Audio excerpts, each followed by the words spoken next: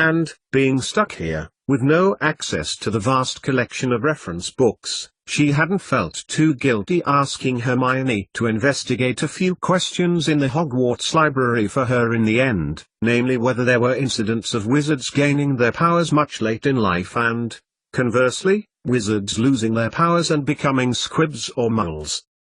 Cecilia's mind drifted from her owls she had sent yesterday, congratulating her on her restraint in bothering Hermione, to her life with Remus again, wondering how it was she could be so lucky as to have him, after everything that had happened in the last year. And now here's Jackie with the news headlines. The sudden absence of the radio broadcast coupled with a familiar voice behind her made Cecilia jump, almost dropping the violent ended for 4 watts onto the flagstone floor in her haste to turn, and, as she did so, the voice became stern and instructive. Cecilia.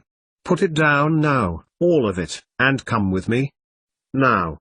Snape intoned slowly, his face as inflexible as his tone of voice, a hand on the door handle of the laundry room, opening it into the kitchen. Severus. Cecilia exclaimed, looking down at the vial of 4 watts. This is a surprise. And then looking between the open door and Snape's face, frowned uncomprehendingly, her earlier annoyance at their argument evaporating as she took in his expression. Now, he insisted, before striding out into the kitchen. Severus? Cecilia followed him into the kitchen, pausing as she watched him go through into the living room and then hurrying after him. I've been working on number 30. It's good to see you. What's going? She broke off as Snape turned back, his face looking murderous, a look she had seen him give Harry 100 times. There's no time for me to answer all of your questions now. You must do as I say. Now. Quickly. Looking about from right to left, he began to rifle through the utility room's old large drawers that sat underneath the work table, seemingly at random. Hey! Protested Cecilia as some of the items she had placed on the desk disappeared. What are you doing, Severus? Snape didn't answer. Instead. Disapparato. Within seconds the cottage's utility room was bare. Her work apparatus, glassware, research books, magic and mulls all gone. What there? What have you done with my things? Cecilia marched up to Snape, standing shoulder height, yet what she lacked in height she made up for in accusatory fury. They are safe. They are at Hogwarts, Snape intoned, walking away from Cecilia and out into the kitchen.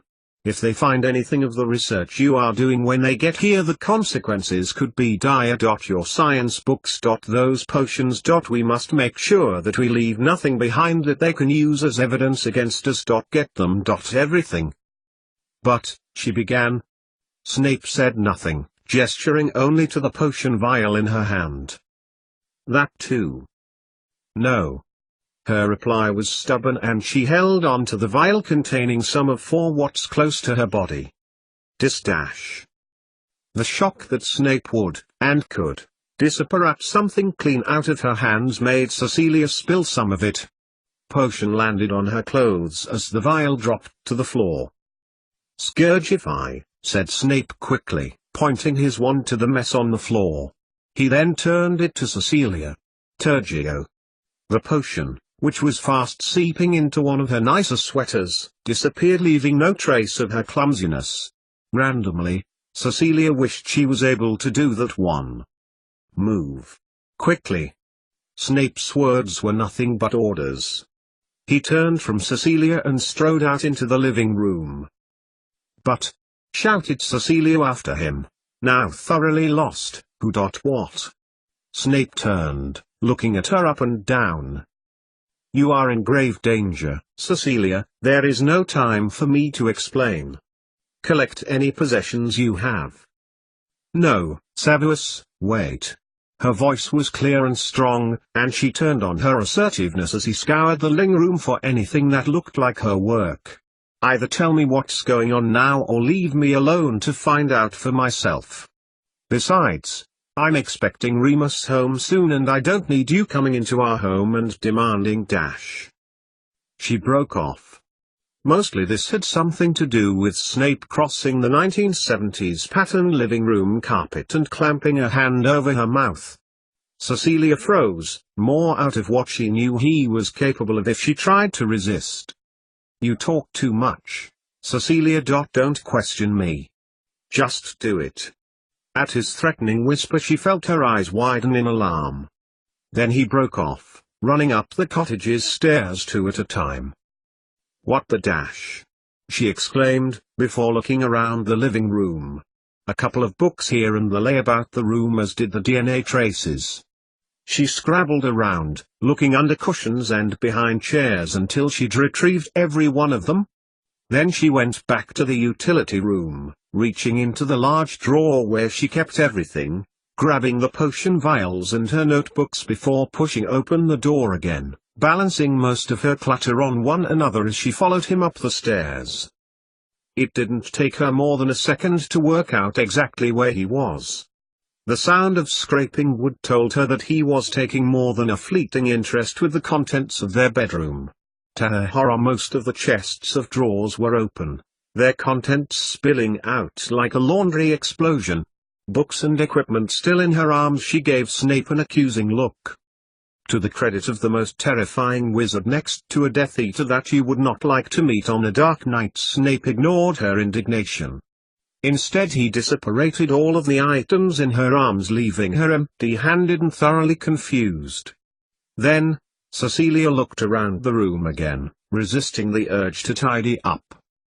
"Elahomora," declared Snape at one of the drawers that were not open. Cecilia watched in wide-eyed fascination as her nightie and pajamas, handkerchiefs and the small collection of items given to her by the Order members were suspended in midair by Snape, who was directing the objects in their defiance of gravity much like an orchestra conductor. The sneakoscope, bequeathed to her by Mad-Eye Moody, began to glow green as the drawer beneath the one from which it had come rattled. Severus. That was all Cecilia could manage as Snape directed some of her other clothing to fold itself neatly onto the bed, seemingly oblivious to the fact that what he was urging to double over were some of her more intimate apparel. From the drawer above he selected a hairbrush, moving it to the pile of clothing that had come out of the drawers onto the bed before instructing some hair bobbles and a comb to join them. Then Cecilia watched him open-mouthed as he began to open the next drawer, and that was when she moved. There was no way on God's sweet earth that Snape, no matter what they had been through, was going to sort out her underwear. "Let me," she insisted, trying to shove past him. He turned, a growl in his throat, much the same noise she recalled him using when she had tried to defy him all those months ago when he had taken his own disguise potion, which had stripped him of his powers before the great battle. "Lupin didn't tell you?" he snarled, blocking her way. "Lupin didn't tell me what?" Making to push past him again, Snape grabbed her wrist, tightening it in his grip until she winced with the pain.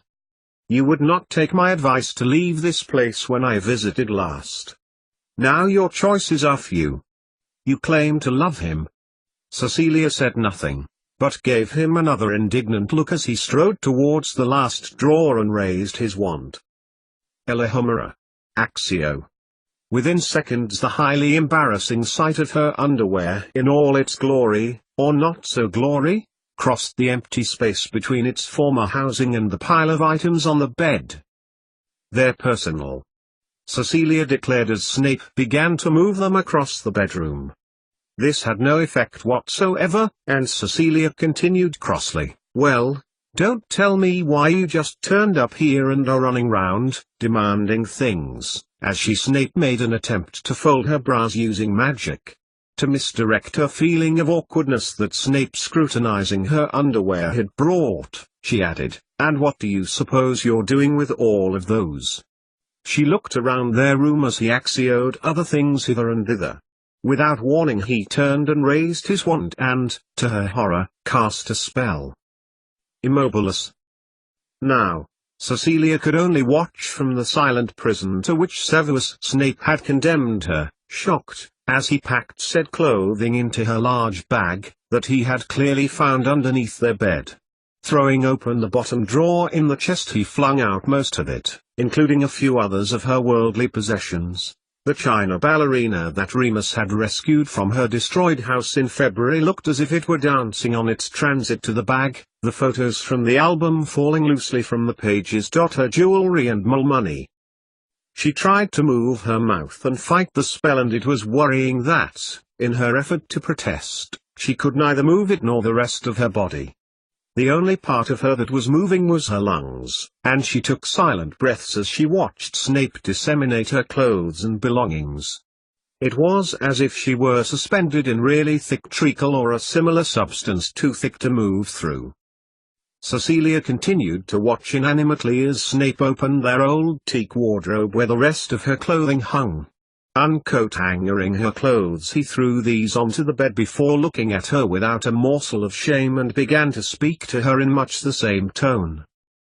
Cecilia, much as I have an endearing spot for your discussion, we do not have time to discuss everything to which you wish to know the answer. You will have to trust me.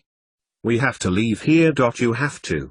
Any moment now wizards will enter this place to find you and befuddle you. Now, when I mobilize you again, you will do exactly as I say, so we have the time to away. Do you understand? He looked into her face, and Cecilia stared back. She could do nothing else, but she could feel her pulse racing in her ears, not least because of her ignoble situation and that Snape had dared to hex her into. Mobilis, he said simply, before turning back to the matter of her clothes. Is this all? No. There are some in the drawers, in the wardrobe, she replied.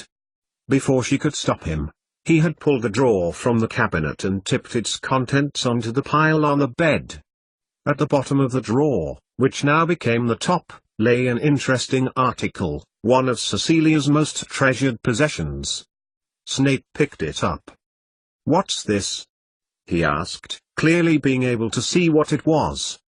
The Weasley twins made it for me, replied Cecilia, glancing at the familiar comic stories that they had written in their unique style. For my birthday. It was something that she thought she burned along with other documents in January, but as it turned out Dobby had rescued it for her, returning it when she was unconscious in Hogwarts hospital wing. Touching. What a talent they undoubtedly have. Cecilia was about to retort when Snape continued. What about the books? Do I have all of them now? Magic and moles? You disapparated that dash. Mysterious mythology? Downstairs. She made to go, but Snape held up a hand. Wait dash. A few seconds later the battered volume was drifting up the stairs and he flew it into the bedroom. Remus's book, thought Cecilia urgently. But before she could object, Snape had it fly into her bag. Then he turned to the pile of clothes that he had wardrobed, gesturing to them stiffly. Which of these are the most teacher-like? For a mole. If you were to teach a mole class. No, don't ask, he added as he saw Cecilia about to do just that. Do as I say, Cecilia. She glanced uncertainly from Snape to her clothes, pulling out a trouser suit and a loose beige blouse obediently.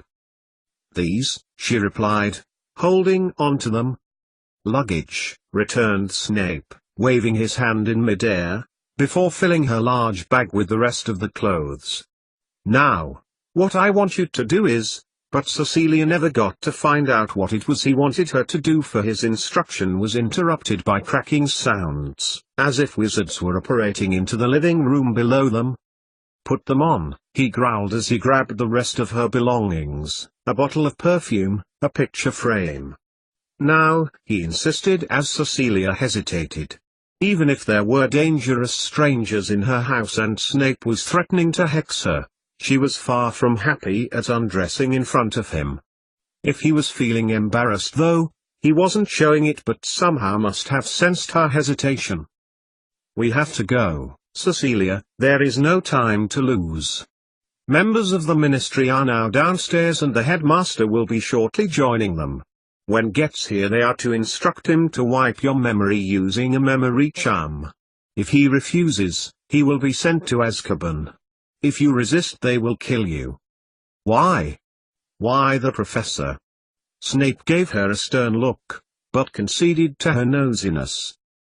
He was the one who allowed you into our world. If they find anything connected to you personally or our work, they could find you. Come on, he urged as things below them, in the kitchen, began to shatter on the tiled floor. Just put those on, he declared, storming out of the room. Moments later, as Cecilia was half-dressed and pulling on her trousers, she distinctly heard Snape's voice. Sectum Sempra. Leviacopus. More breaking sounds, of glass again, and this time wood. Snape reappeared at the bedroom door, looking at her up and down. That should delay them, but not for long. Are we going to Hogwarts? Said Cecilia as Snape hunted round Remus's bedroom for something unnamed, and she reached over into her handbag that hung on the back of the door. No. What are you doing? He looked at her much as she might have done to a pupil who seemed to have taken an age to get the point of a lesson only to prove her wrong at the last minute. Before she could determine what it was Snape was annoyed at her about, another crack echoed up from downstairs. Libracopus. Leave it, shouted Snape as Cecilia's efforts to pen a letter to Remus came to an abrupt end. They are to befuddle you, don't you understand? They can't do that anyway. I'm engaged to Remus. She made her way swiftly to the dressing table where she made to write. But Snape grabbed her right arm, swinging her towards him. The Ministry doesn't care about that, not anymore. It's Lupin's work with the other werewolves and his breaking of the werewolf code they care about, and the work that you dare to do too. He let go of her arm and Cecilia stooped to get the pen. Leave it. We must go now. He seized her now packed travel bag as she clung to her open handbag. A noise of wood splintering also reached them as the cuckoo clock, bent on telling all and sundry that it was now 5 o'clock, was destroyed for its effort, its mechanism erupting out of its wooden casing, causing a faint comic boingy spring effect. Another noise, as if the intruders below knew where they were and were doing something about it, echoed across the landing as Percy Weasley thundered up the stairs. Collopatis. Cavenimicum. At Snape's words the bedroom door closed with an odd squelching noise, as if the seal on a jar was being replaced. At the furious attempts that the third eldest Weasley was making to open it, Snape's second spell seemed to be doing the job. They're in here, he declared, Percy's voice echoing through the thick oak door. Hurry. Behind him other people were coming up the stairs shouting for anyone in the bedroom to remain where they were. Cecilia watched in frozen horror as a crackle of yellow light attempted to penetrate the gap underneath the door. Hold on to me, instructed Snape, pulling her close to him. We're going to dash. Elehomera. Cecilia often thought about the moment when she left the cottage for good, long after these events took place. The first feeling was one akin to fluing, where her entire body had succumbed to pins and needles. The image of the room around her, including the door finally being opened, seemed to fade like a Monet watercolor, the edges of objects blending together until they were nothing more than a blur. For the onlookers, however, many of them wearing official ministry robes, the sight would be far different. The effect was of a disapparating crack, in fact. Apparition. Said to be impossible for a mole to survive. Not that Cecilia knew what it was she was experiencing. Two overriding sensations seemed to be vying for dominance in her psyche, one of nausea-inducing pitching as if she were in an 18th-century galleon in full sail trying to round the Horn, and the other best described as a 1960s psychedelic trip complete with loud prints and kaleidoscope spirals. Other effects were taking place, including several parts of Cecilia's body trying to exist in two planes of reality at the same time, and an unnerving feeling that wherever she was she had already been and simultaneously also had never been. Suffice to say, it was a very confusing experience that succeeded to determine that there are reasons that moles shouldn't travel by apparition, and perhaps it is because Cecilia Frobisher had lived in such a highly charged magical environment for so long that she did not get condensed to a small puddle of goo when they apparated. It took a while for Cecilia to adapt to her new environment as she continued to cling to Snape's form. At length her surroundings began to take shape, and her eyes rested at first on a couple of terraced houses that were in her direct line of sight. She didn't notice when it was that Snape stepped away from her, only that he had done when she heard another voice. Turning shakily, she looked at the owner of the voice, who turned out to be Cecilia Frobisher, exclaimed a seemingly delighted Mundungus Fletcher. "Oh, my dear, as I live and breathe." A frown settled over his features, mirroring her own look of confusion. "Mundungus Fletcher," he rasped, holding out a large hand of dubious cleanliness. "And I's not the first time I've had the pleasure of being in charge of ya." Cecilia blinked, glancing uncertainly at Snape momentarily before the image of the man who had introduced himself fleeted over her mind, and she recalled meeting him momentarily at the Orders Yule Ball. It had to be the same wizard. It wasn't likely that there would be two of them portraying such an unwashed, grimy air with the same sort of mischievous look about him.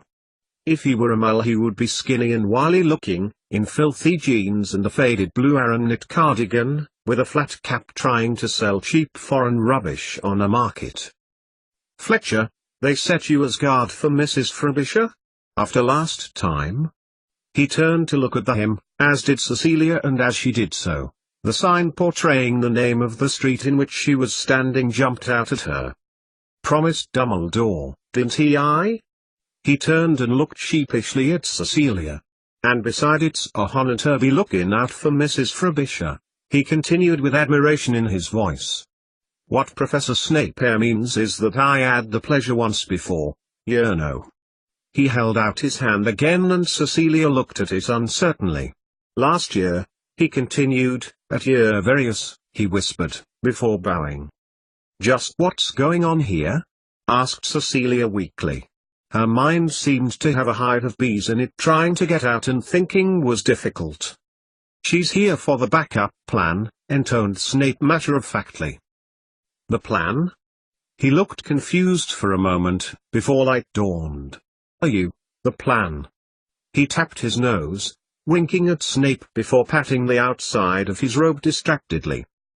"And I've to be gone before I'm missed." "Look, Cecilia," Snape turned to her suddenly and held her shoulder, "I have no choice. The Ministry knows I've been to the cottage and attacked its workers. I can talk my way out of it. You must hurry. As we speak, Aurora will be trying to find me, hoping you'll be with me." Cecilia stared back at him blankly. Surely this was some joke. Yes, people had come to the cottage. But she'd be going back to see Remus. She didn't need to hide.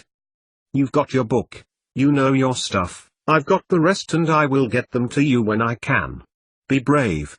His face seemed to change as realization flooded down Cecilia's back like an ice-cold bucket of water, and she felt panic begin to build.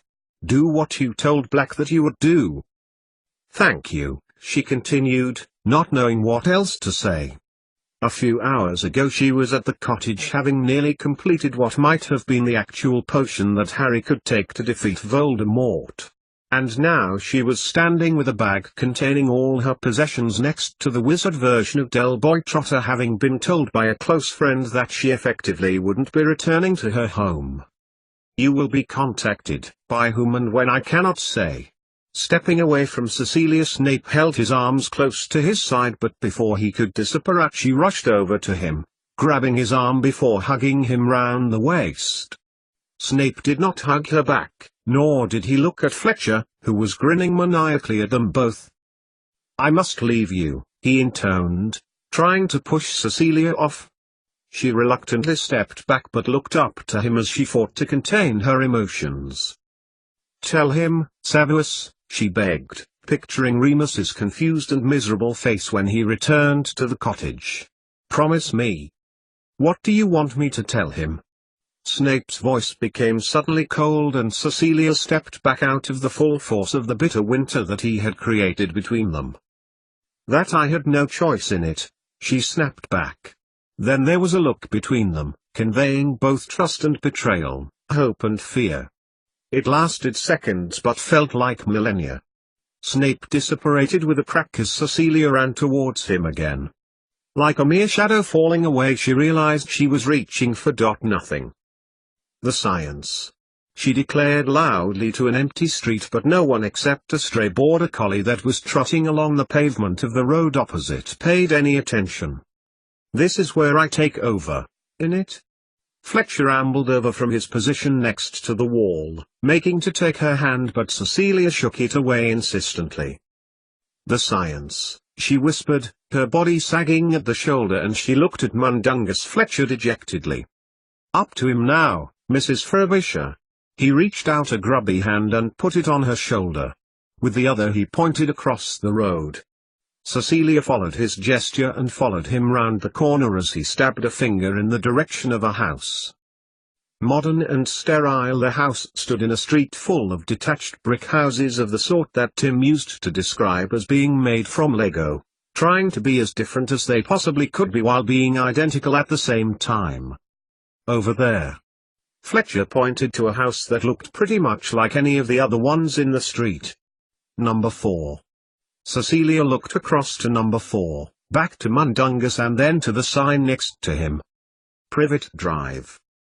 Number 4, Privet Drive, repeated Cecilia slowly as the realization of where she was began to sink in. Right, nodded Fletcher, grinning toothily at her. That lad as lives there, someone's coming who's for him.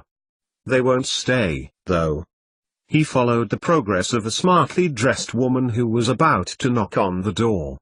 Cecilia watched, mouth ajar as she paused, shaking her head as if she had forgotten why she was there, which, of course, she had. Sure enough, the woman had stayed only moments before walking away again as quickly as she had arrived. Harry's aunt and uncle, said Cecilia, a statement of fact with no emotion in it. Mundungus grinned again.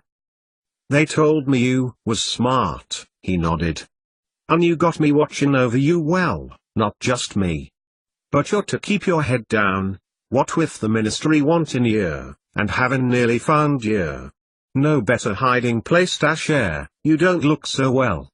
He looked at Cecilia, who had turned quite pale. I'm fine, lied Cecilia as a feeling of nausea swept over her. Hand to her stomach, she managed a weak grimace as she reached for the wall. Instead of the cold brick she felt Fletcher take her arm instead.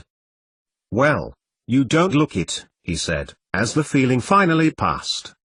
Probably the apparition, said Cecilia as her head returned to normal, glancing at Privet Drive again. He apparated you? Said Mundungus, letting go her arm and looking confused. But you are a mole, right? Cecilia nodded. So, what am I supposed to be doing? Why didn't Severus bother to stay behind? He couldn't, see? He knew the ministry was onto him. They're probably questioning him now. If he'd have stayed then they would have caught you. Took an awful risk. He told me to tell you that you'll know what to do. Tapping his pockets and robe, Fletcher finally pulled out a piece of parchment. He added, handing it to her. This'll explain it. He handed her a note. Don't be too long with it. It'll burn, see. Taking a few steps away from Cecilia as she quickly began to open up the note, Mundungus Fletcher pulled out his wand. Look, gotta go, he added. Cecilia looked up, the letter still unopened, with panic in her eyes. But before she could ask him not to go, he'd added, got to see a man about some cauldrons. And with a flick of his wand the least trustworthy member of the Order of the Phoenix stood no longer on the pavement of Privet Drive. Wait dash. Her terminated sentence hung in the air as she compelled nobody not to disapparate. Glancing down at the letter, it dawned on Cecilia that standing on the corner of a cul-de-sac on a bright summer's evening was probably a very stupid thing to be doing, and she walked back round the corner, back into view of number 4, bag in hand. trying to get her head round what had happened. Snape had taken her away from the cottage. With her things. There were intruders from the ministry who were looking for her. To befuddle her. She tore open the note. It didn't tell her anything different, only that it appeared to be a note not from Snape but from Dumbledore telling her what was happening, what she would be doing, and that this was the backup plan. She was to remain at 4, Privet Drive until someone fetched her, and that only he, Snape and Fletcher knew where she was. Staring at the empty space where the burning letter had been, Cecilia breathed in and out, trying to get away from the idea that not only was Remus not only not with her but didn't know where she actually was and whether he was going to be all right. If the intruders smashed up the house, he would be devastated. The last sentence transformed into the words, "He will know you are safe," and she breathed a little easier as the top right corner began to smolder. Cecilia dropped the letter onto the pavement where it was now well alight and, luggage in hand, strode towards number 4, Privet Drive, slipping on her teacher persona as she went. And knocked on the door. A very thin-necked woman craned her head through the narrow parting she had made between the door and the door frame. She eyed Cecilia with suspicion, her dark wavy hair blowing a little in the slight breeze that blew up the street. Cecilia beamed a smile and held out a hand. "Good evening. My name's Miss Wells. The tutor for your son? I believe you are expecting me."